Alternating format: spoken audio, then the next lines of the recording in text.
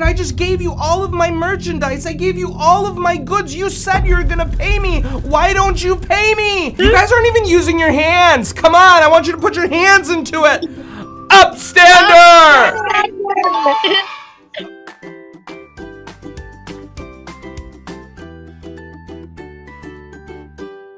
How can we end bullying forever?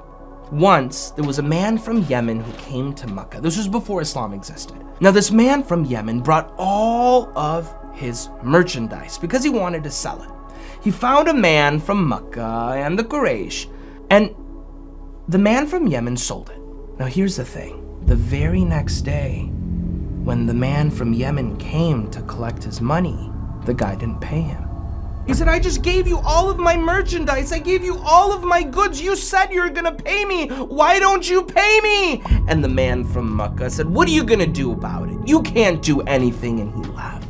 Now, this was oppression. This was not fair. The man goes up to one of the highest mountains, a Safa, and he takes off his shirt, and he says, who will help me? At the time, our Holy Prophet heard this, peace and blessings be on him.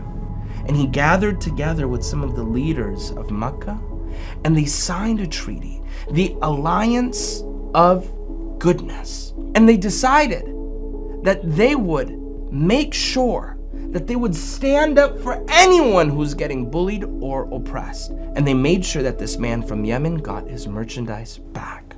Our Holy Prophet, peace and blessings be on him, was an upstander. When he saw bullying, when he saw injustice, he didn't just see it. No, he did something about it. And that is how we stop bullying forever. In order for you to really understand what I mean by this, we are going to be reading a story out of one of our books called Noor Kids Stand Up to Bullying.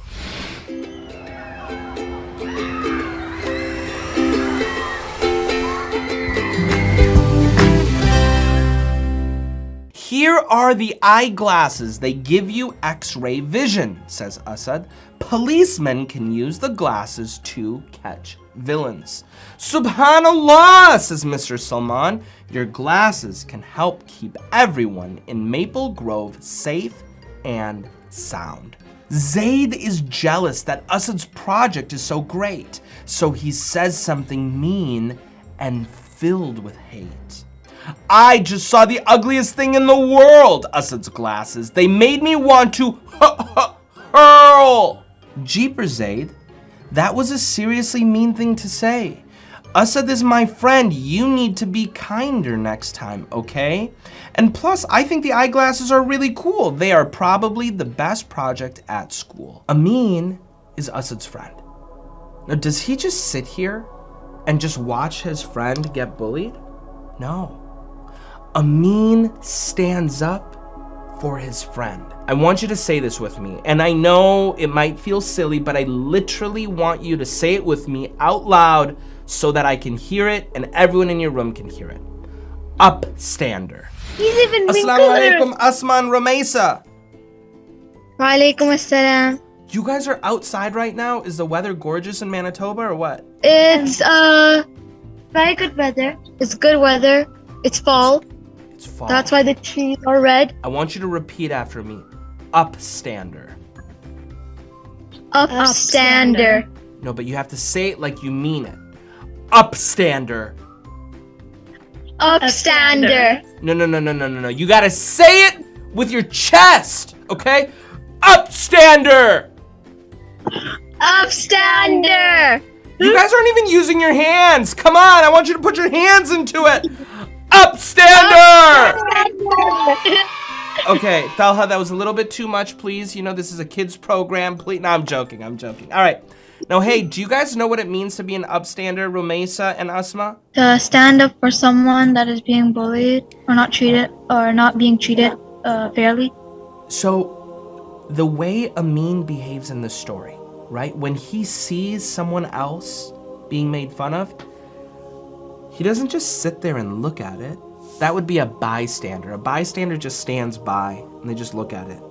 An upstander is someone who says, no, that's not okay.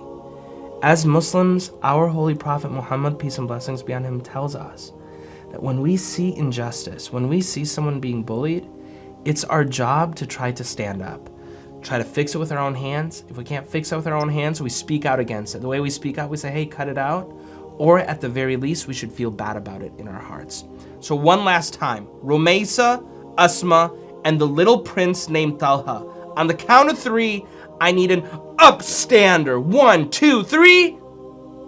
Upstander! Yes! You guys, let's give Rumaysa, Asma, and Talha a big round of applause. You guys did great. MashaAllah. MashaAllah. After hearing the compliments, Zayd became even more envious and cruel. He sticks his foot out to trip Asad and make him look like a fool. I tried to ignore you, but enough is enough. Stop this. You are making my life so tough. Sometimes, if something happens to us, say at the masjid, someone calls us a name, or at school, someone gives us a hard time, we have to stand up for ourselves. And the way you stand up for yourself is you say, hey, cut it out. Before we go and we say, oh, you know, someone else solved this problem for me. No. Every single one of you who's watching today, I want you to be able to stand up for yourself. As Muslims, yes, we are kind, but we stand up for ourselves. We don't just stay silent if someone is disrespecting us. So the way that we stand up for ourselves is we say, hey, stop that. So Taha, let me first ask you a question, okay, my son? Why is Zayd bullying Asad? Because he's jealous about Asad's invention. And when someone is jealous, can it cause them to do some pretty tough things? Yeah. Now here's the thing I have to tell you, okay? Jealousy is a feeling that every single one of us can have, okay? And it's a feeling of wanting what somebody else has.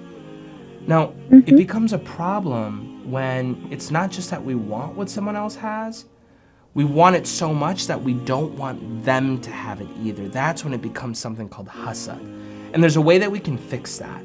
If we ever have that feeling in our heart, we realize that Allah can give everything, so we ask Allah and we pray for the person that we're jealous of, and we say, Ya Allah, please give that person more, and also give me too. Don't ever break someone's heart, especially if you believe in God. Here's why. Allah subhanahu wa ta'ala promises, for whoever does an atom's weight of good, every smidgen of good, He's gonna reward us.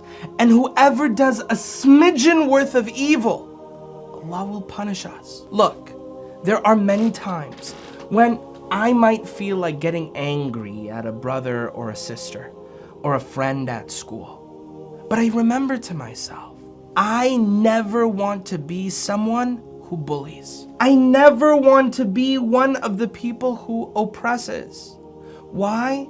Because the justice of Allah is real. If we do good, Allah will reward us for it. But if we do evil, if we hurt other people's hearts, well, we'll be punished. And that is why any Muslim who believes in Allah will never, ever bully.